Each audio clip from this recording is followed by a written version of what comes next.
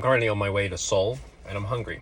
So I stopped at a Korean service station and I got a couple things, not a lot of things. So the first thing I've got, battered and deep fried ginseng, almost like ginseng tempura. I got 2 pieces, altogether was 5,000 won, what is that, like $3.50?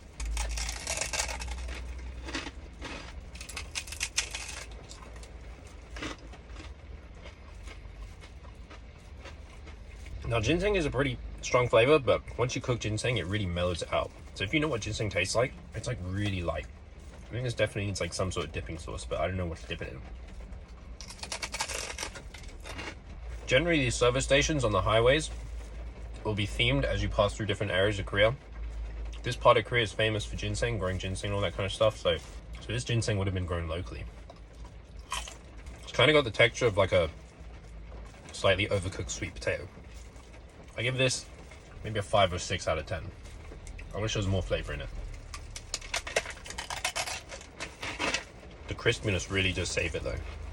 The other thing I got is this thing, which in Korean is called a shibwon bang, which translates to 10 won bread.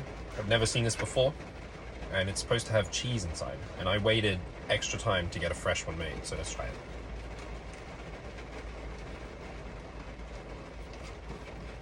Oh, it's sweet. Not too sweet, a little sweet, but I think that's mostly the dough on the outside. It's sort of like a pancake type consistency on the outside. And maybe a little bit of vanilla in there as well. Usually with mozzarella and cheese in Korea, my biggest complaint is that you can't taste the cheese. But honestly, in this one, you can taste it pretty good. Oh, and this one costs 4,000 won, which might be like $2.50 to $3. I think there's supposed to be a cream cheese filling in here as well, on top of the mozzarella. That was my Korean service station meal review mukbang thing. Now I've got to get back on the road and then finish my journey to Seoul.